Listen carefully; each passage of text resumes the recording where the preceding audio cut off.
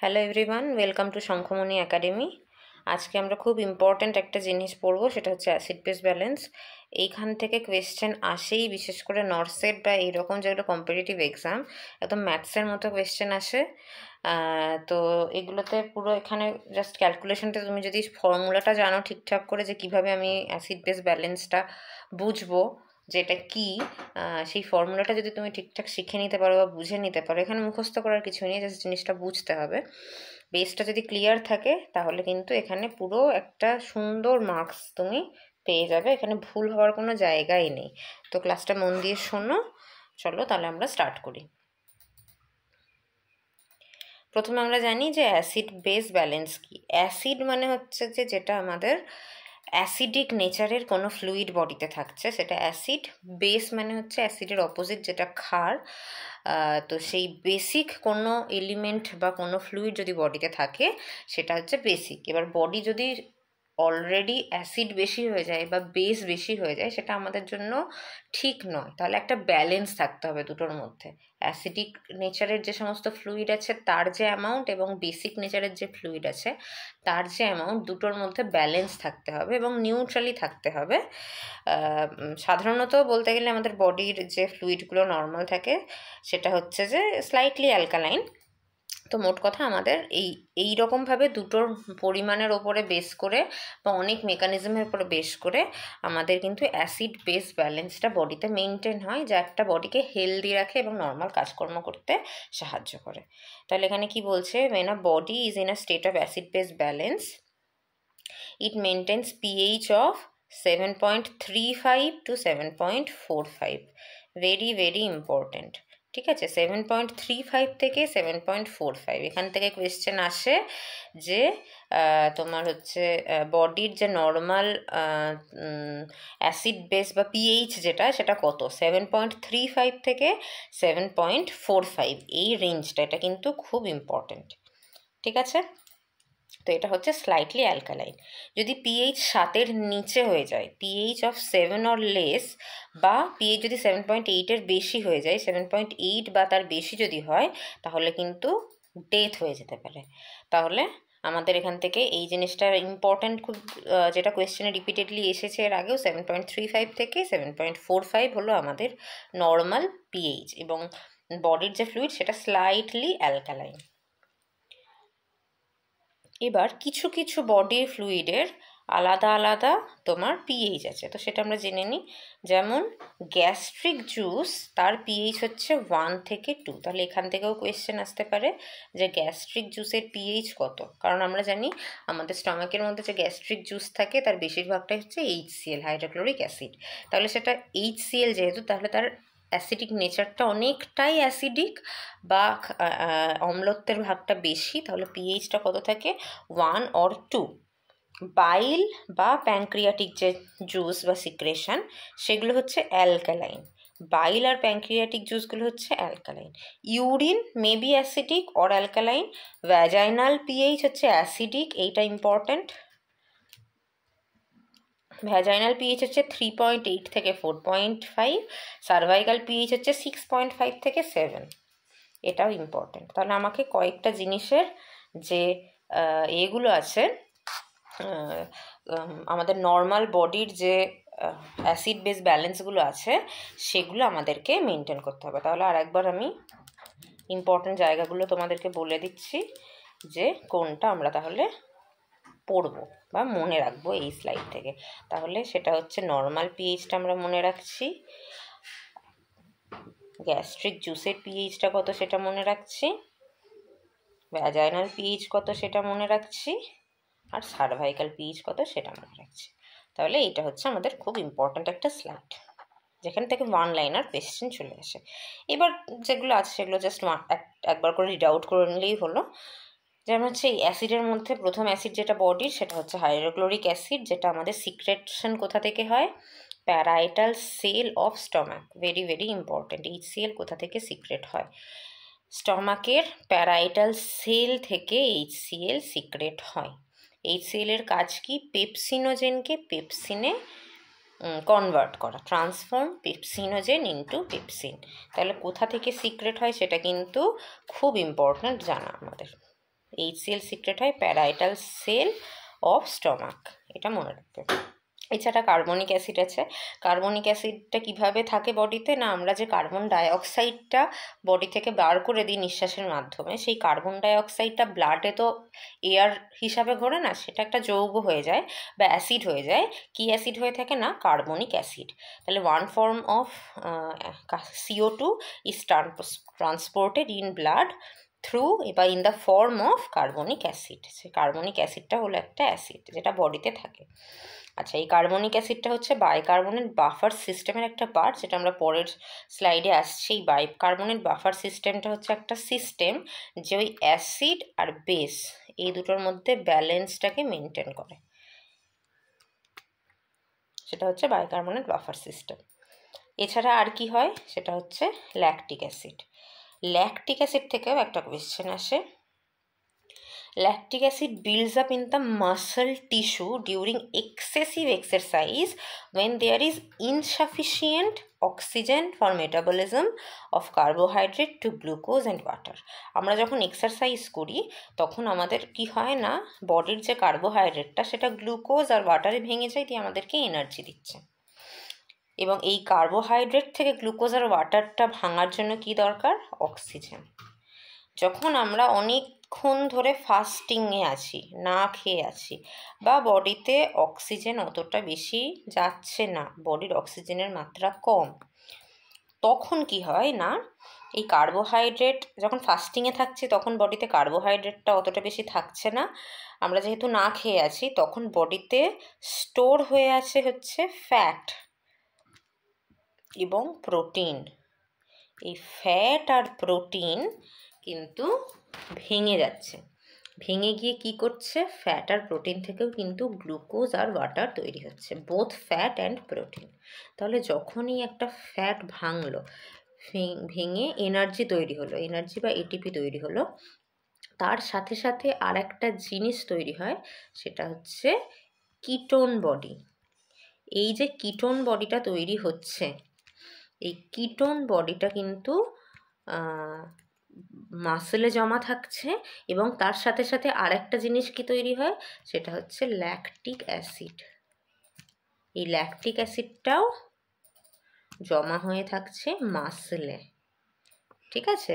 তাহলে এই lactic acid যখন মাসেলে জমা হয়ে থাকছে, তখন মাসেলে আমাদের পেন হচ্ছে। মেনলি কোন সাইডে বা কোন মাসেলে আমাদের পেনটা সব থেকে বেশি হয় আমরা যখন না খেয়ে থাকি বা হেভি এক্সারসাইজ করি, সেটা হচ্ছে পায়ের কাফ মাসেলে।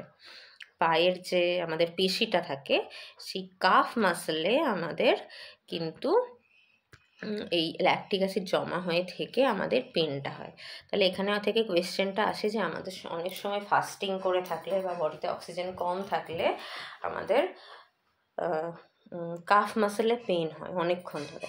তো এই পেনটা কি থেকে হয়, কি জমে পেনটা তৈরি হয়, সেটা হচ্ছে এক্সেসিভ ল্যাকটিক অ্যাসিড অ্যাকিউমুলেশনের জন্য পেনটা কিন্তু আমাদের হচ্ছে।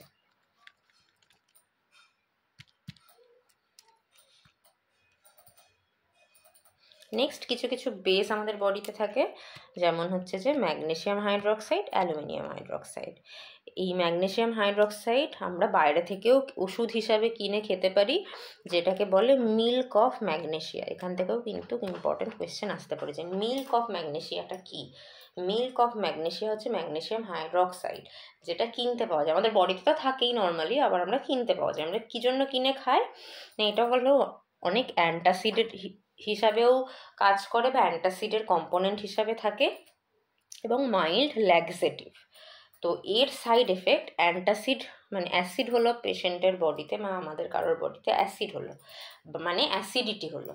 তো ওই অ্যাসিডিটিটাকে কমানোর জন্য আমরা মিল্ক অফ ম্যাগনেসিয়া বা ম্যাগনেসিয়াম হাইড্রক্সাইড কিনে খেলাম। তার সাইড এফেক্ট কি, তার সাইড এফেক্ট এখানে বলছে যে ডায়রিয়া। তাহলে মিল্ক অফ ম্যাগনেসিয়ার সাইড এফেক্ট হচ্ছে ডায়রিয়া। আবার অ্যালুমিনিয়াম হাইড্রক্সাইড, এটাও ওয়ান টাইপ অফ অ্যান্টাসিড। তাহলে দোকান থেকে আমরা অ্যান্টাসিড হিসাবে ম্যাগনেসিয়াম হাইড্রক্সাইডও কিনতে পারি, অ্যালুমিনিয়াম হাইড্রক্সাইডও কিনতে পারি। অ্যালুমিনিয়াম হাইড্রক্সাইড কিনে খেলে আবার তার কমপ্লিকেশন বা সাইড এফেক্ট কি, কনস্টিপেশন। তাহলে ম্যাগনেসিয়াম হাইড্রক্সাইড কিনে খেলে ডায়রিয়া হয়ে যেতে পারে, আবার অ্যালুমিনিয়াম হাইড্রক্সাইড কিনে খেলে কনস্টিপেশন হয়ে যেতে পারে। তাহলে কি করব, কি কিনে খাবো? সবারই তো সাইড এফেক্ট থাকছে। তখন কি করা হলো, জেলুসিল বলে আমরা যে ওষুধটা পাই সেটার মধ্যে বোথ ম্যাগনেসিয়াম এবং অ্যালুমিনিয়াম দেওয়া আছে। তাহলে এক তো দুটোই অ্যান্টাসিড, প্লাস সাইড এফেক্টগুলো একে অপরের সাইড এফেক্টকে নালিফাই করে দিচ্ছে। ম্যাগনেসিয়ামের সাইড এফেক্ট যেমন ডায়রিয়া, অ্যালুমিনিয়ামের সাইড এফেক্ট কনস্টিপেশন। তাহলে যদি আমি একসাথে দুটো খাই তখন না আমার ডায়রিয়া হবে না আমার কনস্টিপেশন হবে, তাহলে এই সাইড এফেক্টগুলো থাকছে না। তো এই জন্য জেলুসিলের মধ্যে ম্যাগনেসিয়াম এবং অ্যালুমিনিয়াম দুটো কম্পোনেন্টই দেওয়া থাকে। তাহলে এটা কিন্তু ইম্পর্ট্যান্ট।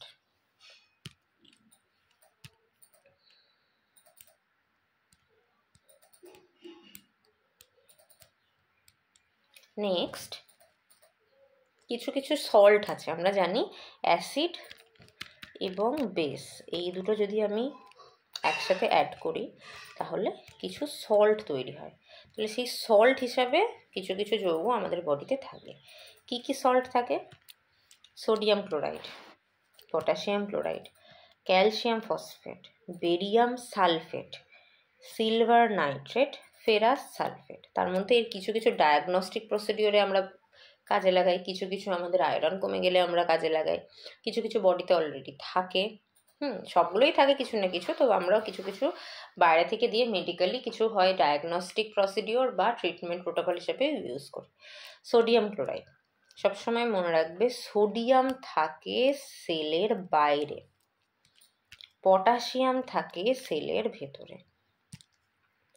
এইটা যদি একটা আরবিসি হয় বা একটা সেল ধরে নিলাম, এখানেও একটা আরবিসি বা সেল, যে কোনো সেল হতে পারে, সেটা ব্লাড সেল হোক, টিস্যু হোক, যাই হোক না কেন। তো সেলের ভিতরে কে থাকবে? সেলের ভিতরে থাকছে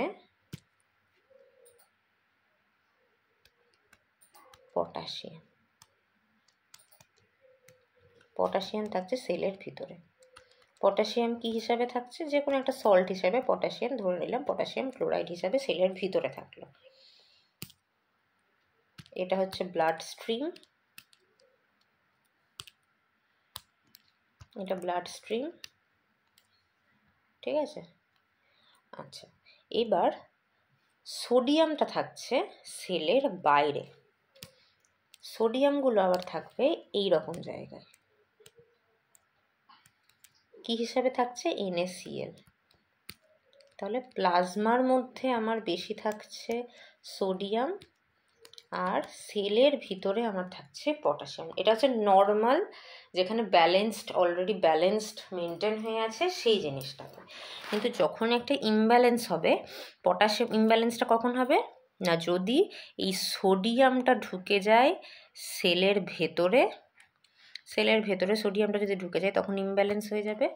আর পটাশিয়ামটা যদি সেলের বাইরে বেরিয়ে আসে তখনও ইমব্যালেন্স হয়ে যাবে।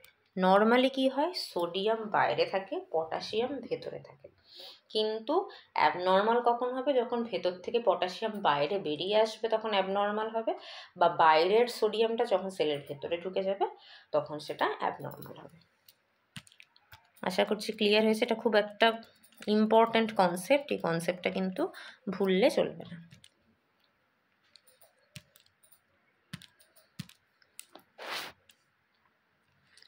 এছাড়া ক্যালসিয়াম ফসফেট বোনে বা টুথ ফর্মেশনে থাকে। ক্যালসিয়াম ফসফেট হিসাবে বোন বা টুথ ফর্মেশনে থাকে। এইখান থেকেও কিন্তু কোয়েশ্চেন আসে যে বোনের মধ্যে ক্যালসিয়াম কোন সল্ট হিসাবে থাকে, ক্যালসিয়াম ক্লোরাইড, ক্যালসিয়াম সালফেট, না ক্যালসিয়াম নাইট্রেট, না ক্যালসিয়াম ফসফেট।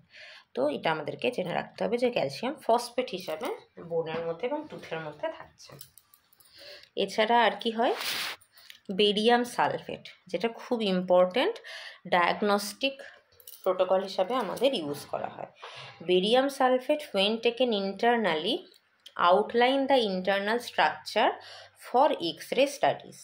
এটা কীরকমভাবে হয় না, যখনই আমাদের কোনো, ধরো বেরিয়াম মিল্ক দেওয়া হলো কোনো পেশেন্টকে খেতে, সেই পেশেন্টটা যখনই বেরিয়াম মিল্কটা সে খেলো, ধরে নিচ্ছে এটা পেশেন্ট, ঠিক আছে। এ যখনই বেরিয়াম মিল্কটা খেলো এর কি হবে না, এখানে এর সমস্ত ইন্টারনাল অর্গানগুলো আছে, এটা ডিওডিনাম, এটা স্টমাক, এখানে ইন্টেস্টাইন থাকছে, স্মল ইন্টেস্টাইন, লার্জ ইন্টেস্টাইন, তারপরে তার অ্যানাস থাকছে। ঠিক আছে।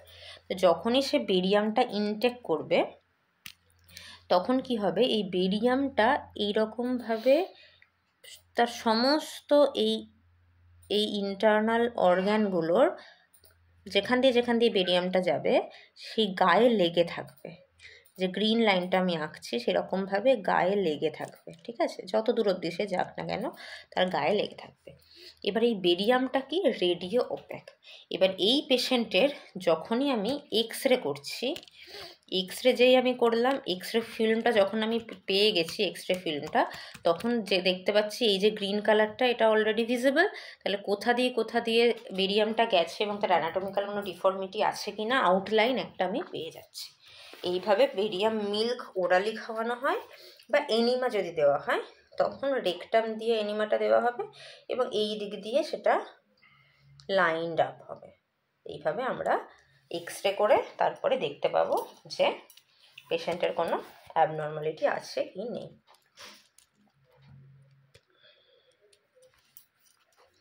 এছাড়া হয় সিলভার নাইট্রেট, যেটা কিনা বার্নে অনেক সময় ইউজ করা হয় সিলভার নাইট্রেটটা। এছাড়া ফেরাস সালফেট থাকে, যেটা অ্যানিমিয়াতে ইউজ করা হয়। তো এগুলো খুব কমন কয়েকটা জিনিস, কিন্তু এখান থেকে ওয়ান লাইনার অনেক সময় চলে আসতে পারে।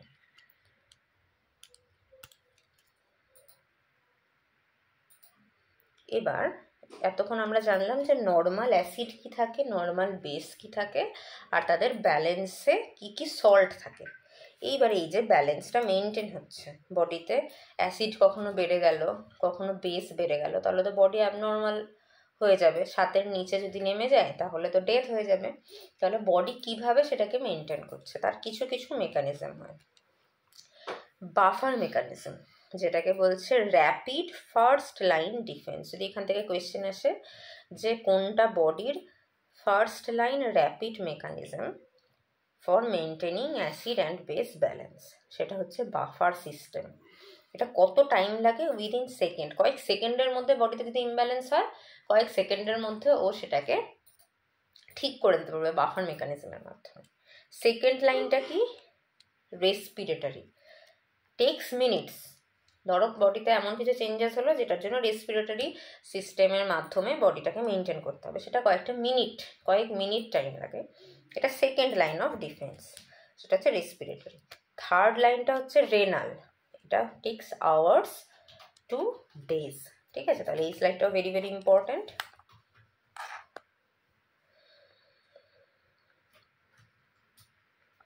এবার চলে আসি বাফার সিস্টেমটা কি, যেটা within seconds first line of আমাদের মেকানিজম।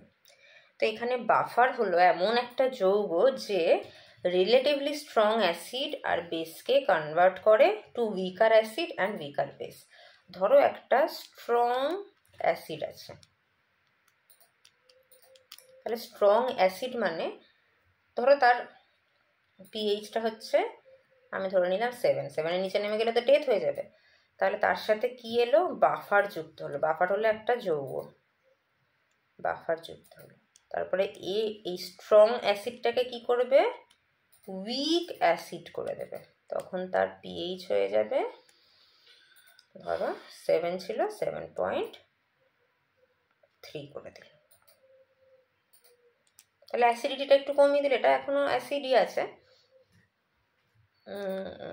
বা ধরো এটা আমি ধরে নিচ্ছি যে আরও আমি যদি করে বলি যে ধরো স্ট্রং অ্যাসিডটা ছিল 6, সে সেখান থেকে করে দিল 7। ঠিক আছে, তাহলে এটা এখনো অ্যাসিডই আছে কিন্তু তোমার উইক হয়ে গেছে, অ্যাসিডিটিটা কমে গেছে। এইটা হচ্ছে আমাদের বাফারের কাজ, পিএইচটাকে মেনটেন করছে, স্ট্রং অ্যাসিডকে উইক অ্যাসিডে করে দিচ্ছে। সেমভাবে এর আরও কি কাজ আছে, মানে আর কি করছে না, স্ট্রং যদি কোনো বেস থাকে তাকে উইক বেসে পরিণত করছে বাফারটা। এটাই হলো বাফারের মেন ফান্ডা। ক্লিয়ার হয়েছে আশা করি। এই বাফার সিস্টেমের মধ্যে কি থাকে, দুটো মেন কম্পোনেন্ট থাকে, একটা বাইকার্বনেট বেস থাকে আর কার্বনিক অ্যাসিড থাকে। এই দুটো মিলিয়ে বাফার সিস্টেমটা তৈরি করেছে। When body is in acid-base balance, blood content 27 milliequivalent of base bicarbonate per liter and 1.35 milliequivalent carbonic acid. যখন বডিতে ইমব্যালেন্স নেই, ব্যালেন্সড বডি, তখন নর্মাল যে বাইকার্বনেট বাফার সিস্টেমের বাইকার্বনেটটা কত থাকে 27, আর কার্বনিক অ্যাসিড কত থাকে 1.35। এটা নিয়ে কখনো কোয়েশ্চেন আসেনি, জাস্ট আমি ইনফরমেশনের জন্য জানিয়ে রেখেছি। বাইকার্বনেট কার্বনিক অ্যাসিডের রেশিওটা কীরকম থাকে, রেশিওটা থাকে 2:1। ঠিক আছে, এটা just information purpose. Next second line mechanism, যেটা টেক্স মিনিটস, সেটা হচ্ছে রেসপিরেটরি মেকানিজম। এ কীভাবে বডির ব্যালেন্সটা মেনটেন করে, অ্যাসিড বেস ব্যালেন্সটা, না controls the rate of carbon dioxide exhalation from lungs। আমরা অক্সিজেন নিচ্ছি আর কার্বন ডাইঅক্সাইড ছাড়ছি। তাহলে অক্সিজেন যেই নিলাম, তাহলে আমার বডিতে অক্সিজেনের মাত্রাটা বাড়লো, সেই টিস্যুগুলোতে সাপ্লাই করলো, তারপর টিস্যু থেকে কার্বন ডাইঅক্সাইডটাকে বের করে ব্লাড দিয়ে কার্বনিক অ্যাসিড ফর্মে এনে নাক দিয়ে যখন আমরা ছাড়ছি, কার্বন ডাইঅক্সাইড ছাড়ছি। তাহলে এই যে কার্বনিক অ্যাসিডটা তৈরি হচ্ছে, যে কিনা কার্বনিক অ্যাসিডটা হলো কার্বন ডাইঅক্সাইডের একটা যৌগ, যে কিনা বডিতে কার্বন ডাইঅক্সাইডটাকে পরিবহন করে নিয়ে যাচ্ছে কার্বনিক অ্যাসিডটা, সেইটার যখন আমরা নিঃশ্বাস ছাড়ছি কার্বন ডাইঅক্সাইডের মাধ্যমে ছাড়ছি, তাহলে কতটা নিঃশ্বাস বা কতটা কার্বন ডাইঅক্সাইড আমি ছাড়বো সেটার উপরে ডিপেন্ড করছে বডিতে কতটা কার্বনিক অ্যাসিডের ভ্যালু থাকবে বা কার্বনিক অ্যাসিডের পরিমাণ কতটা থাকবে। সেইভাবেই কিন্তু এই রেসপিরেটরি মেকানিজমটা কাজ করে। When carbon dioxide in body increases, the medulla is stimulated to increase the rate and depth of respiration and vice versa। যখন বডিতে কার্বন ডাইঅক্সাইড বেড়ে গেছে, কীভাবে বুঝছি বডিতে কার্বন ডাইঅক্সাইড বেড়ে গেছে, না কার্বনিক অ্যাসিডটাও বেড়ে গেছে, তখন মেডালা অবলাঙ্গাটাকে স্টিমুলেট করে এই কার্বন ডাইঅক্সাইড বা কার্বনিক অ্যাসিড। সেই যেই স্টিমুলেট করলো, মেডালা অবলাঙ্গাটা কি করলো, সে তো রেসপিরেটরি সিস্টেমটাকে কন্ট্রোল করে, rate and depth of respiration. সে কি করলো, ইনক্রিজ করে দিল rate and depth of respiration. তাহলে নিঃশ্বাসটা জোরে জোরে পেশেন্ট নিচ্ছে এবং ঘন ঘন নিচ্ছে, বড় করে নিঃশ্বাস নিচ্ছে বা ছাড়ছে। তাহলে কার্বন ডাইঅক্সাইডটা বেশি বেশি বেরিয়ে গেল। তাহলে কার্বন ডাইঅক্সাইডটা আমার বেশি বাড়ানোরই কথা, মানে কার্বন ডাইঅক্সাইডটা বেশি বার করার কথা। যখন বডিতে কার্বন ডাইঅক্সাইড বেড়ে গেছে, আমার বডি চাইবে আমি কার্বন ডাইঅক্সাইডটা বার করে দিই। সে তখন মেডালা অবলাঙ্গাটাকে স্টিমুলেট করবে যে দেখো বডিতে কার্বন ডাইঅক্সাইড কিন্তু বেড়ে গেছে, তুমি কিন্তু রেসপিরেশনের রেটটা বাড়াও। মেডালা অবলাঙ্গাটা রেসপিরেশনের রেটটা বাড়িয়ে দিল, যেই বাড়িয়ে দিল তখন বডি থেকে কার্বন ডাইঅক্সাইড বেরিয়ে গেল। এইভাবেই কিন্তু কাজ করছে আমাদের রেসপিরেটরি মেকানিজম। এখান থেকে আর একটা খুব ভালো কোয়েশ্চেন হয় যে রেসপিরেটরি সিস্টেমের রেসপিরেশন ইনিশিয়েট করছে বা রেসপিরেটরি সিস্টেমকে স্টিমুলেট করছে কোন যৌগ, অক্সিজেন নাকি কার্বন ডাইঅক্সাইড? তাহলে হচ্ছে আমাদের আনসার হবে কিন্তু কার্বন ডাইঅক্সাইড। কার্বন ডাইঅক্সাইড বডিতে কতটা আছে সেটার উপরে ডিপেন্ড করছে যে মেডালাটা স্টিমুলেট কীরকমভাবে হবে, এবং মেডালা কার্বন ডাইঅক্সাইডের পরিমাপের ওপরে বেস করে রেসপিরেশনের রেটটা ইনক্রিজ বা ডিক্রিজ করে। তাহলে কার্বন ডাইঅক্সাইড কিন্তু রেসপিরেটরি সিস্টেমের স্টিমুল্যান্ট, নট অক্সিজেন। এটা কিন্তু মনে রাখতে হবে আমাদের। যেটা বললাম যে কার্বন ডাইঅক্সাইডটা কার্বনিক অ্যাসিড ফর্মে আমাদের থাকে। যেহেতু এটা কার্বনিক অ্যাসিড, তাহলে পিএইচটা কম হবে, এর resulting in decrease in pH. আর এই কার্বনিক অ্যাসিডটা ব্রেকডাউন হয় কার্বন ডাইঅক্সাইড আর জলে, তারপরে এই কার্বন ডাইঅক্সাইডটা এক্সহেলেশনের মাধ্যমে আমাদের বডি থেকে বেরিয়ে যায় এবং অ্যাসিডিটিও আমাদের বডির কমে যায়। থার্ড মেকানিজম হচ্ছে রেনাল মেকানিজম। রেনাল মেকানিজমে কি হচ্ছে, renal মেকানিজমে kidney function to increase blood sodium bicarbonate content and decrease its carbonic acid content, thereby increasing the base bicarbonate to carbonic acid ratio and blood pH. যেমনটা আমরা respiratory সিস্টেমের মাধ্যমে দেখছিলাম যে carbon ডাইঅক্সাইডটা body থেকে বের করে দিয়ে পিএইচটাকে মেনটেন করতো, রেনাল সিস্টেমে আমরা দেখব যে ব্লাডের সোডিয়াম বাইকার্বনেটটাকে সে সিক্রেট করে বডি থেকে এক্সক্রিট করে সে এই যে বাইকার্বনেট কার্বনিক অ্যাসিডের যে রেশিওটা বা বাফার সিস্টেমের কম্পোনেন্টের যে রেশিও সেটাকে মেনটেন করছে।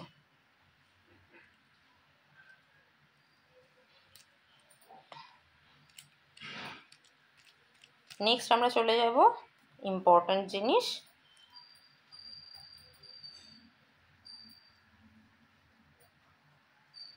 সেটা হচ্ছে অ্যাসিড বেস ইমব্যালেন্স, যেখান থেকে আমাদের অঙ্কের মতো কোয়েশ্চেন আসবে। কী কী ইমব্যালেন্স হয়? Respiratory acidosis, metabolic acidosis, respiratory alkalosis, metabolic alkalosis, যেগুলো আমরা প্রত্যেকে জানি। Respiratory acidosis, respiratory, it is related to carbon dioxide বা কার্বনিক অ্যাসিড। রেসপিরেটরি মানেই কার্বন ডাইঅক্সাইড বা কার্বনিক অ্যাসিডের সাথে রিলেটেড। অ্যাসিডোসিস মানে পিএইচটা অ্যাসিডিক বা পিএইচটা কম। তাহলে রেসপিরেটরি অ্যাসিডোসিস টার্মটা আমি যখনই শুনবো আমাদের মাথার মধ্যে আনতে হবে respiratory is related to carbon dioxide বা কার্বনিক অ্যাসিড, এবং অ্যাসিডোসিস মানে পিএইচটা আমার কম থাকবে। এখানে কি হয়? কার্বনিক অ্যাসিড এক্সেস হয়, increase retention of carbon dioxide, একই কথা লেখা আছে। এখানে partial pressure of carbon dioxide is greater than 45 mm of Hg এবং পিএইচ ইজ বিলো 37.35। ঠিক আছে, তো আমরা এই নর্মাল ভ্যালুগুলো এরপরে পড়বো, এর পরের স্লাইডেই আমরা পড়বো নর্মাল ভ্যালুগুলো কত। এখন জাস্ট গো থ্রু করে যাও যে PCO2টা নর্মালের থেকে বেশি থাকে, পিএইচটা কম থাকে। জাস্ট এইটুকু মাথায় রাখো, যখন আমি ওই সূত্রতে ফেলে অঙ্কগুলো করাবো তখন দেখবে জিনিসটা আরও ক্লিয়ার হয়ে গেছে। কমন কজ কী কী? আমার যদি বডি থেকে বেশি কার্বন ডাইঅক্সাইড বা বেশি কার্বনিক অ্যাসিড বেরিয়ে যায় তাহলেই আমার অ্যাসিডিক বা রেসপিরেটরি অ্যাসিডোসিস হবে। কজ কী কী? না হচ্ছে যে মানে উল্টো বললাম, যে রেসপিরেটরি অ্যাসিডোসিস আমার কখন হবে? যখন হচ্ছে বডিতে অ্যাকিউমুলেশন অফ কার্বন ডাইঅক্সাইড বা কার্বনিক অ্যাসিডের অ্যাকিউমুলেশন হয়ে যাবে, তখনই আমার রেসপিরেটরি অ্যাসিডোসিস হবে। কী কারণে হবে? ইনঅ্যাডিকুয়েট ভেন্টিলেশন, নিঃশ্বাস প্রশ্বাসে বেশি নিচ্ছে না, কার্বন ডাইঅক্সাইড জমেই যাচ্ছে বার করছে না, তাহলে carbonic acid excess. Respiratory obstruction, যেই অবস্ট্রাকশন হয়েছে কার্বন ডাইঅক্সাইড বেরোচ্ছে না, তাহলে বডিতে কার্বনিক অ্যাসিডের মাত্রাও বেড়ে যাচ্ছে। মেকানিক্যাল কোনো কারণ, কোনো রেসপিরেটরি সিস্টেমে টিউমার থাকলো, তখনও কার্বন ডাইঅক্সাইড বেরোচ্ছে না, কার্বনিক অ্যাসিডের মাত্রা বেড়ে যাচ্ছে, রেসপিরেটরি অ্যাসিডোসিস হচ্ছে। অ্যাজমাতেও ইনসাফিসিয়েন্ট কার্বন ডাইঅক্সাইড বা অক্সিজেনের যে ইনসাফিসিয়েন্ট রেসপিরেশন হচ্ছে, ঠিকমতো রেসপিরেশনটা হচ্ছে না, তখনও তাই হচ্ছে। এই সমস্ত কারণে আমি কি দেখে বুঝবো অ্যাসিডোসিস হয়েছে? Dyspnoea, irritability, disorientation, tachycardia, cyanosis, coma, এই সমস্ত দেখে আমি বুঝতে পারবো। মেটাবলিক অ্যাসিডোসিস, আচ্ছা রেসপিরেটরি অ্যাসিডোসিস বললাম, এবার অ্যালকালোসিসটা বলে দিই।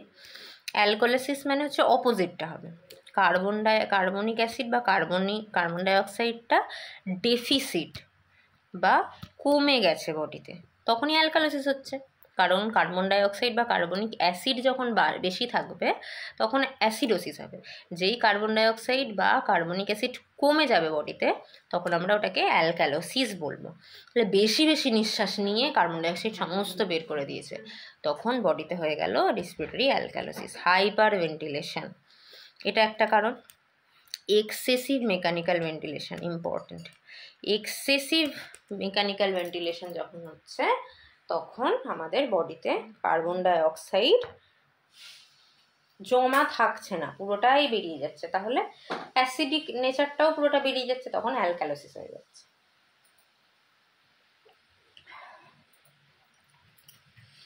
সাইনগুলো কি? Rapid breathing, light headedness, tingling, numbness, tinnitus, loss of concentration, unconsciousness, এইগুলো হলো তার কারণ, বা এগুলো আমরা দেখে বুঝব। এবার চলে আসি আমরা metabolic. Metabolic related to kidney বা রিনাল সিস্টেম, এবং মেনলি এখানে কি আমরা দেখি সেটা হচ্ছে বাইকার্বনেট। আগেরটাতে যেমন আমরা কার্বনিক অ্যাসিড দেখছিলাম, এখানে আমরা দেখব বাইকার্বনেট। এই বাইকার্বনেটের মাত্রাটা কতটা? অ্যাসিডোসিস মানে এখানে হচ্ছে যে পিএইচটা তোমার কম হবে। যখনই মেটাবলিক অ্যালকালোসিস বলবো, পিএইচটা বেশি হয়ে যাবে, বাইকার্বনেটের মাত্রাটাও সেই হিসাবে আমরা দেখব কি হচ্ছে না হচ্ছে। ঠিক আছে, এবার নর্মাল ভ্যালুগুলো যখন পড়বো তখন এই ভ্যালুগুলো আমি এখন এই স্লাইডে বলছি না, কজগুলো বলে দিই। Renal insufficiency, direct loss of bicarbonate, cellular breakdown, starvation, এই সমস্ত কারণে মেটাবলিক অ্যাসিডোসিস হচ্ছে। সাইন কি কি? Weakness, headache, disorientation, Kussmaul respiration, fruity odour of breath, ঠিক আছে, নজিয়া, ভমিটিং, এইগুলোর জন্য মেটাবলিক অ্যাসিডোসিস হচ্ছে। এই মেটাবলিক অ্যাসিডোসিস ডায়াবেটিক কিটো অ্যাসিডোসিসে হয়। এখান থেকেও কিন্তু কোয়েশ্চেন আসে যে ডিকেএ বা ডায়াবেটিক কিটো অ্যাসিডোসিসে কী দেখতে পাই আমরা? Metabolic acidosis. আর excessive ventilation, excessive mechanical ventilation, সেখানে আমরা কি দেখতে পাই? এক্সেসিভ মেকানিক্যাল ভেন্টিলেশনে হচ্ছে আমরা দেখতে পাবো রেসপিরেটরি অ্যালকালোসিস। ঠিক আছে, এই দুটো কিন্তু খুব ইম্পর্ট্যান্ট একটা জিনিস, এই দুটো মনে রাখতে হবে। Next metabolic alkalosis. মেটাবলিক মানে রিলেটেড টু রেনাল বা কিডনি, আর এখানে কি কম্পোনেন্ট আমরা দেখব? বাইকার্বনেট। আর অ্যালকালোসিস মানে পিএইচ বেশি। ঠিক আছে, common cause loss of gastric juice. Gastric juice হচ্ছে অ্যাসিডিক ইন নেচার, এটা বেরিয়ে গেলে কি হবে? বডি অ্যালকালোসিস হয়ে যাবে, মেটাবলিক অ্যালকালোসিস হবে। এই জন্য এক্সেসিভ যদি ভমিটিং হয়, এক্সেসিভ ভমিটিংয়ে কী হবে? বডির HCl-টা বেরিয়ে যাবে, তখন কি হবে? Metabolic alkalosis. ঠিক আছে, সাইন কি দেখে আমরা বুঝি? মাসেল হাইপারটোনিসিটি হয়, টিংলিং হয়, ট্রেমার হয়, শ্যালো লো রেসপিরেশন, ডিজিনেস, কনফিউশন, কোমা, এই সমস্ত জিনিসগুলো হয়। এগুলো হয়ে গেল যে কেন বা কোন কন্ডিশনে হয়। এরকম একটা দুটো আমি যে স্লাইডগুলোতে বলে দিলাম, এই জিনিসগুলো খেয়াল রাখবে, জাস্ট বেসিক এইগুলো খেয়াল রাখবে, তাহলে কিন্তু তোমরা সব কোয়েশ্চেনের আনসারগুলো ইজিলি করতে পারবে। চলে আসছি ভেরি ভেরি ইম্পর্ট্যান্ট এবিজি। এবিজির ফুল ফর্ম আসে আর্টেরিয়াল ব্লাড গ্যাস অ্যানালিসিস। এখানে কি কি দেখা হয় এবিজিতে? আমরা বডির পিএইচ দেখি, অক্সিজেনেশন দেখি, তার বাইকার্বনেট কীরকম আছে দেখি, এই সমস্ত জিনিসগুলো দেখি। আর্টেরিয়াল ব্লাড গ্যাস, তার মানে আর্টেরিয়াল ব্লাডই কালেক্ট করতে হবে। আর্টেরিয়াল ব্লাড স্যাম্পেল আমরা কালেক্ট করব। কিভাবে করব? Direct arterial puncture. কোন আর্টারিটাকে আমরা দেখি বিশেষ করে কোন আর্টারিটা আমরা নিই? রিস্টের কাছে আমরা পাংচার করি রেডিয়াল আর্টারি। রেডিয়াল আর্টারি, বা অনেক সময় আমরা রেডিয়ালে না পেলে তখন আমরা ফিমোরাল থেকে নিই, যে কোনো মোট কথা আর্টেরিয়ালের ব্লাড আমাদেরকে নিতে হবে। এবার এই রেডিয়াল আর্টারি রিস্টের এখানে যখন আমরা পাংচার করব, তখন আমাকে আগে অ্যালেন টেস্ট করে নিতে হবে, ভেরি ভেরি ইম্পর্ট্যান্ট।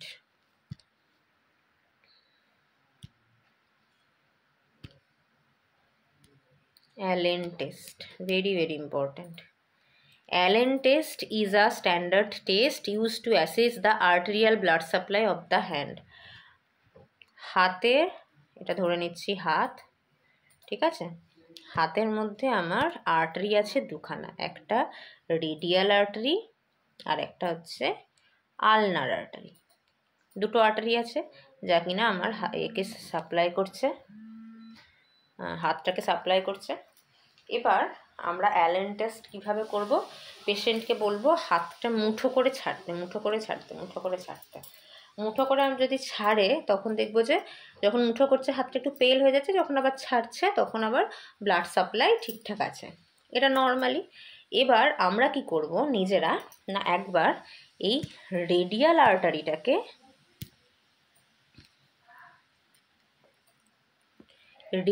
আর্টারিটাকে একবার আমি বুড়ো আঙুল দিয়ে, এটা ধরে নিচ্ছি বুড়ো আঙুল, যে আমার এক্সামিনার তার বুড়ো আঙুল, ঠিক আছে, সেই বুড়ো আঙুল দিয়ে রেডিয়াল আর্টারিটাকে প্রেস করে রেখেছি। যেই আমি রেডিয়াল আর্টারিটাকে প্রেস করে রাখলাম, এই রেডিয়াল আর্টারি থেকে আর ব্লাড যাচ্ছে না।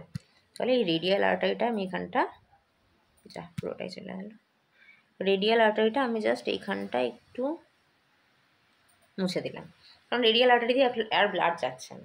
এবার হাতটা মুঠো করে ছাড়তে বলছি, তখন যদি দেখি যে হ্যাঁ এই আলনার আর্টারিটা দিয়ে সমস্ত হাতে সাপ্লাই হচ্ছে, হাতটা লাল হয়ে যাচ্ছে, তার মানে আলনার আর্টারিটা সাফিসিয়েন্ট। যদি রেডিয়ালে পাংচার করতে গিয়ে রেডিয়ালটা কোনো রকমভাবে ড্যামেজ হয়, আলনার আর্টারি দিয়ে কিন্তু আমার হাতটা সাপ্লাই পাবে। সেম আমরা আবার আলনারের জন্যও দেখব, আলনার আর্টারির জন্য আমরা দেখছি।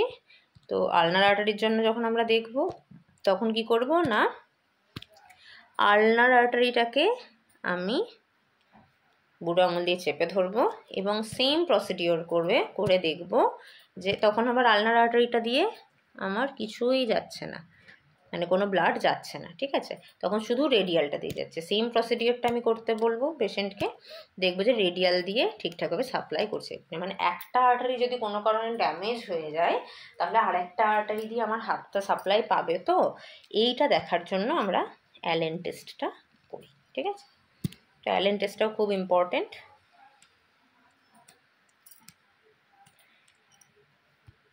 ভেরি ভেরি ইম্পর্টেন্ট হচ্ছে এই স্লাইডটা, ঠিক আছে। Excuse me. আমরা জানি বডির অক্সিজেন স্যাচুরেশন নর্মালি 95 থেকে 100%। পিএইচের রেঞ্জ হচ্ছে 7.35 থেকে 7.45। যদি রেঞ্জ না জানা বলা থাকে, যদি বলে এক্স্যাক্টলি কত পিএইচ, তখন 7.4 হবে। Arterial partial pressure of carbon dioxide PaCO2 হচ্ছে 35 থেকে 45, ইম্পর্টেন্ট, মনে রাখতে হবে। আর্টেরিয়াল PaO2 75 থেকে 100, মনে রাখতে হবে। বাইকার্বনেট 22 থেকে 26, মনে রাখতে হবে। ভেনাসগুলো মনে রাখো বা না রাখো অসুবিধা নেই, আর্টেরিয়াল যা যা আছে সেগুলো কিন্তু আমাকে মনে রাখতেই হবে এবিজি অ্যানালিসিসের সময়, কারণ এবিজিতে আমরা আর্টারিরই সমস্ত কিছু করব, ঠিক আছে। তো আর্টেরিয়ালগুলো মনে রাখতে হবে, মুখস্থ করে রাখবে পুরো একদম, নাহলে অঙ্ক করতে পারবে না। এবার এবিজি অ্যানালিসিস যখন আমরা করব, তার 6টা স্টেপ আছে। প্রথমে হচ্ছে অ্যানালাইজ দ্য পিএইচ, তারপরে অ্যানালাইজ দ্য PaCO2, তারপরে অ্যানালাইজ দ্য বাইকার্বনেট, তারপরে match either the PaCO2 or bicarbonate with the pH. এইটাই আমার ইম্পর্টেন্ট জিনিস, যেটা এখানে রোম হিসাবে দেওয়া। Next, determine PaCO2, PaO2 or bicarbonate goes in opposite direction of the pH or not. এটা আমি যখন রোমটা বোঝাবো তখন বাকিটা বুঝিয়ে দিচ্ছি, জাস্ট এখন আমি রিড আউট করছি। লাস্টে হচ্ছে PaO2, SaO2, এটা দেখতে হবে। রোমটা বোঝাই।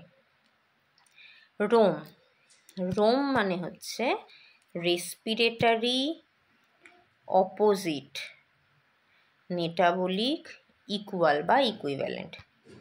মানে রেসপিরেটরির আমি যখন কিছু মেলাবো বা দেখব, তখন দেখব ভ্যালুগুলো সব অপোজিটের দিকে আছে। যখন আমি মেটাবলিক কিছু দেখব, তখন দেখতে হবে যে ভ্যালুগুলো ইকুয়াল আছে, পিএইচের সাথে ভ্যালু ইকুয়াল আছে।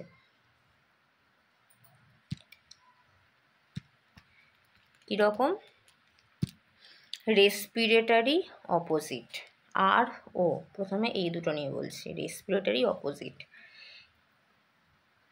কি দেখবো রেসপিরেটরির ক্ষেত্রে? আমি বলেছি রেসপিরেটরি মানেই জানবে এখানে কার্বন ডাইঅক্সাইড দেখতে হবে আর পিএইচ দেখতে হবে।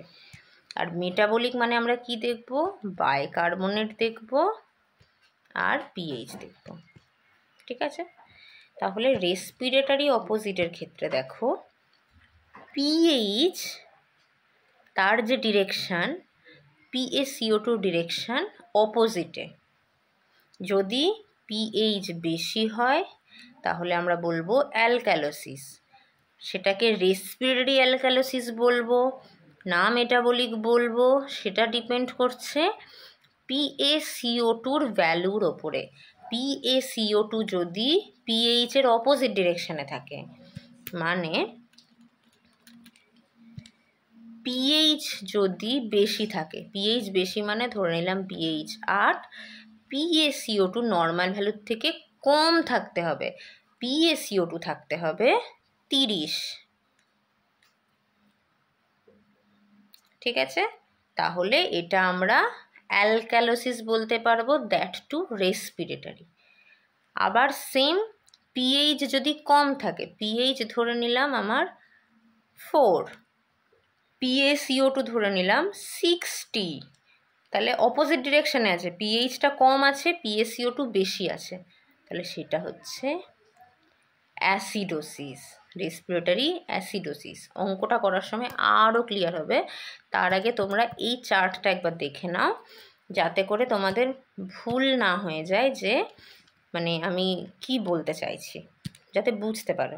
মেনলি PaCO2 ভ্যালুটা দেখো 35 থেকে 45, তাহলে 35-এর কম হলে সেটা হচ্ছে PaCO2 ভ্যালুটা কম, 45-এর বেশি হলে তখন সেটা হচ্ছে ভ্যালুটা বেশি। এইটা মাথায় রাখতে হবে। বাইকার্বনেট 22 থেকে 26, 22-এর কম হলে কম, 26-এর বেশি হলে বেশি। তাহলে এই দুটো টার্ম কিন্তু মনে রাখতেই হবে। ঠিক আছে, এবার চলে যাই আমরা রোমের সেকেন্ড পার্টে, সেটা হচ্ছে ME পার্ট।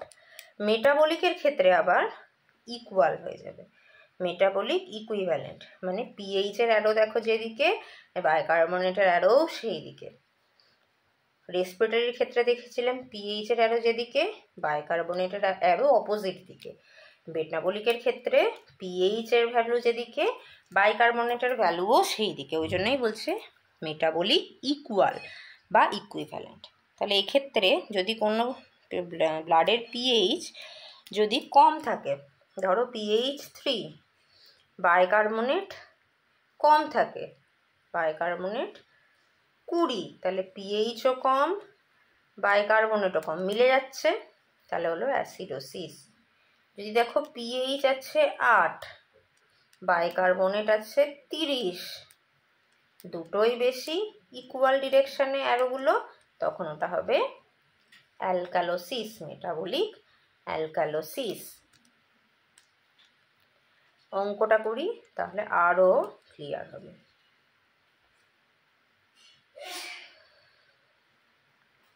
এখানে বলেছে পিএইচ 7.28, তাহলে পিএইচ কম না বেশি সেটা আমি দেখছি। তাহলে পিএইচ হচ্ছে আমার কম, নর্মালের থেকে কম, তাহলে আমি বুঝেই গেলাম পিএইচ দেখে যে এটা অ্যাসিডিক ইন নেচার। শুধু পিএইচ দেখেই আমি বুঝতে পারলাম অ্যাসিডিক। এবার সেটা রেসপিরেটরি হবে না আমার মেটাবলিক হবে, সেটা কি দেখে বুঝবো। এবার PaCO2 56, নর্মাল PaCO2 ভ্যালু কত আমি বলেছিলাম, ওই জন্য বললাম মনে রাখতে হবে 35 থেকে 45, কোয়েশ্চেনে দিয়েছে 56, তার মানে PaCO2টা আমার নর্মালের থেকে বেশি, তাহলে PaCO2টা আমার বেশি। এখন আমি পুরোটা দেখি আগে, তারপরে বলবো। তারপরে আমি যেটা দেখবো বাইকার্বনেট, এই অক্সিজেন ফক্সিজেন পরে দেখবো, আগে পিএইচ দেখবো, তারপরে বাইকার্বনেট আর কার্বন ডাইঅক্সাইড, এই দুটো দেখবো। বাইকার্বনেট হচ্ছে 25, তাহলে HCO3 হচ্ছে আমার 22 থেকে 26 নর্মাল, তাহলে এটা হচ্ছে নর্মাল রেঞ্জে। এবার আমি যদি ROM এ বসাই, রেসপিরেটরি অপোজিট এবং মেটাবলিক ইকুয়াল, দেখো তো সূত্রতে মিলছে কিনা। পিএইচের অ্যারো যেদিকে, PaCO2 অ্যারো অপোজিট, তাহলে আরোটা তো মিলে যাচ্ছে।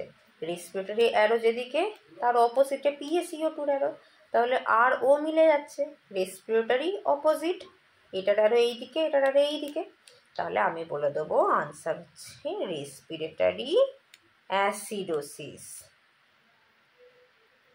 মেটাবলিক তো ইকুয়াল হবে না, কারণ মেটাবলিকের তো পুরো নর্মাল, কম বেশি কিছুই নেই, মেটাবলিক পুরো নর্মাল, সেই জন্য আমি মেটাবলিকে বসালাম না। এবার সেম অঙ্কটাতে আমি শুধু ভ্যালুগুলো চেঞ্জ করে দেবো। এবার তোমরা বলবে যে কি ভ্যালু আমি চেঞ্জ করে দিলাম। সেম অঙ্কটার ক্ষেত্রে বলে দিলাম, ধরো এই ভ্যালুটা এটা নয়, আমি এখানে লিখছি pH 7.8, PaCO2 হচ্ছে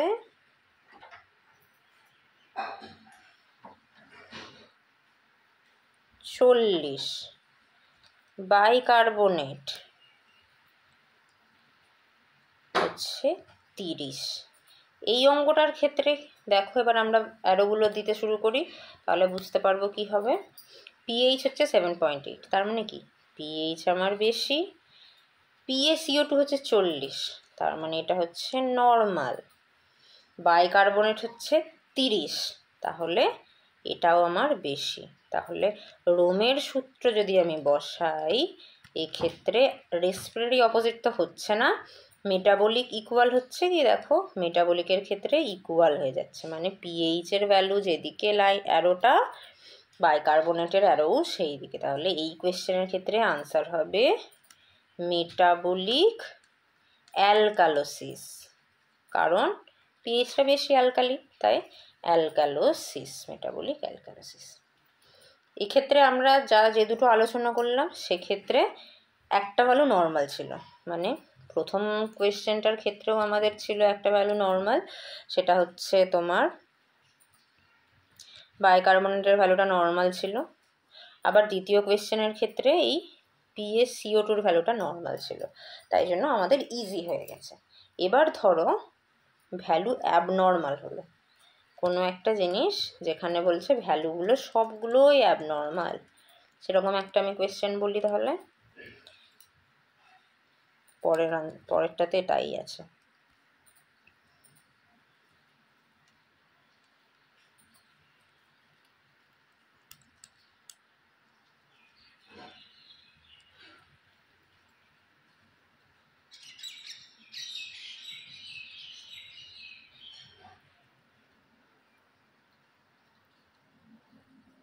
বা আমি একটা নিজেই বলে দিচ্ছি তোমাদের অঙ্ক, সেখান থেকে আমি করাচ্ছি। আচ্ছা, ধরো এই ক্ষেত্রে পিএইচ আছে 7.28, PaCO2 আছে 56, বাইকার্বনেট 25-এর জায়গায় আমি করে দিলাম বাইকার্বনেট আছে তোমার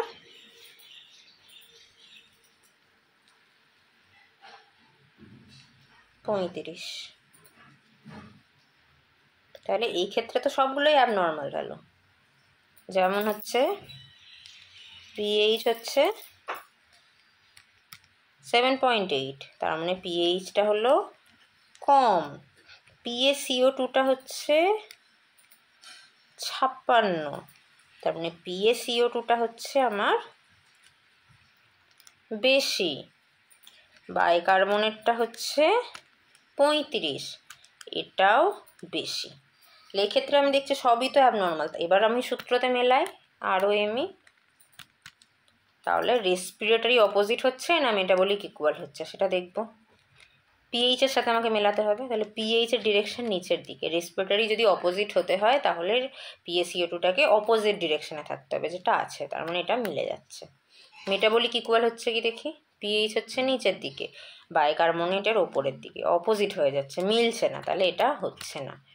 তাহলে কি হবে আনসার আমার রেসপিরেটরি, পিএইচ যেহেতু কম, অ্যাসিডোসিস। আশা করি এইটুকু সবার ক্লিয়ার হয়েছে। এবার আমরা চলে যাব এর আর একটা লাস্ট পার্ট, সেটা হচ্ছে কম্পেনসেটেড নাকি কম্পেনসেটেড নয়। দেখো এই কোয়েশ্চেনের নিচেই, এক্সাম্পল 1-এর নিচেই আমাদের কি লেখা আছে, EBG result show uncompensated respiratory acidosis. এবার কি করে বুঝছে এটা কম্পেনসেটেড নাকি আনকম্পেনসেটেড? এটা বুঝতে গেলে আমাদেরকে ভ্যালুগুলো দেখতে হবে। রেসপিরেটরি অপোজিট মানে রেসপিরেটরি অ্যাসিডোসিস মানেই যে দুটো ভ্যালু নিয়ে আমরা কাজ করেছি সেগুলোকে আমরা আগে মার্ক করে নিই যে কোন দুটো ভ্যালু নিয়ে আমরা কাজ করেছি। রেসপিরেটরি অ্যাসিডোসিস পিএইচ নিয়ে কাজ করা আমার হয়ে গেছে, PaCO2 নিয়েও আমার কাজ করা হয়ে গেছে। এবার আমি দেখব যে থার্ড যেটা সেই ভ্যালুটা কি, বাইকার্বনেট। তাহলে বাইকার্বনেট এক্ষেত্রে আমি দেখছি নর্মাল। থার্ড যেটা আমার পড়ে থাকবে সেটা যদি আমার নর্মাল রেঞ্জে থাকে তার মানে এটা আনকম্পেনসেটেড, বডি কাজ করেনি, বাইকার্বনেট বাফার সিস্টেম কাজ করেনি বলেই সে নর্মাল আছে, সেই জন্যই এটা আনকম্পেনসেটেড। যদি এই সেম কোয়েশ্চেনেই আমি দেখতাম যে পিএইচটা এই বাইকার্বনেটটা নর্মাল না হয়ে বাইকার্বনেটটা আমি দেখছি যে 25 না হয়ে 30 হয়ে গেছে, তাহলে এটা একটা অ্যাবনর্মাল ভ্যালু। বাইকার্বনেটটা বেশি বা কম অ্যাবনর্মাল ভ্যালু, অথচ এটা আমার কোনো কাজে লাগেনি। রেসপিরেটরি অ্যাসিডোসিসের ক্ষেত্রে আমি ধরিই নি, কারণ সূত্রই মিলছিল না। তখন আমি বলবো যে এটা কম্পেনসেটেড, কারণ কাজ করেছে তাই কম্পেনসেটেড। যখন থার্ড ভ্যালুটা যেটা পড়ে থাকবে সেটা নর্মাল থাকবে, নর্মাল রেঞ্জে থাকবে, তখন সেটা হবে, থার্ড ভ্যালু যদি নর্মাল থাকে তখন সেটা হবে আনকম্পেনসেটেড। থার্ড ভ্যালু যদি মানে অ্যাবনর্মাল থাকে তাহলে সেটা হবে কম্পেনসেটেড বা কম্পেনসেশন। ঠিক আছে, এইটা আমাদের থার্ড ভ্যালুটা দেখে বুঝতে হবে যে কম্পেনসেটেড কি কম্পেনসেটেড নয়। এইখানে দেখো এই কোয়েশ্চেনটার ক্ষেত্রে তোমরা নিজেরাই এবার বলতে পারবে পিএইচ হচ্ছে 7.37, 7.4টাকে আমি যদি মিডল পয়েন্ট ধরি তাহলে 7.4-এর থেকে কম বলে আমরা বলে দিচ্ছি পিএইচটা কম। PaCO2 হচ্ছে 66, তাহলে PaCO2টা হচ্ছে অ্যারোটা উপরের দিকে বড় ভ্যালু। এবার হচ্ছে বাইকার্বনেটটাও দেখো 37, তার মানে বেশি ভ্যালু, নর্মালের থেকে বেশি। রোমের সূত্র বসাও, রেসপিরেটরি অপোজিট ম্যাচ করছে, ম্যাচ করে যাচ্ছে, পিএইচ আর বাইকার্বনেটের ম্যাচ করে যাচ্ছে, respiratory opposite. Metabolic equal match করছে না, কারণ রেসপিরেশন এই পিএইচের অ্যারোটা নিচের দিকে, মেটাবলিকেরটা উপরের দিকে, ম্যাচ করছে না। তাহলে এটা হয়ে গেল রেসপিরেটরি অ্যাসিডোসিস। এবার বাইকার্বনেটের ভ্যালু বা থার্ড ভ্যালুটা হচ্ছে abnormal, it is not normal, তাহলে এটা কি বলবো, ফুললি কম্পেনসেটেড। ক্লিয়ার হয়ে গেল? যখন আমার থার্ড ভ্যালুটা থাকবে নর্মাল তখন আমি বলবো আনকম্পেনসেটেড, যখন আমার থার্ড ভ্যালুটা থাকবে অ্যাবনর্মাল, যেমন এক্ষেত্রে বেশি আছে থার্ড ভ্যালুটা, তখন আমি বলছি ফুললি কম্পেনসেটেড। তাহলে খুব ইম্পর্ট্যান্ট একটা জিনিস আমাদের পড়া হলো, বোঝা হলো, আশা করি সবাই বুঝতে পেরেছো।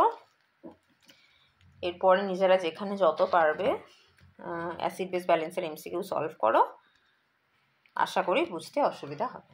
Thank you so much.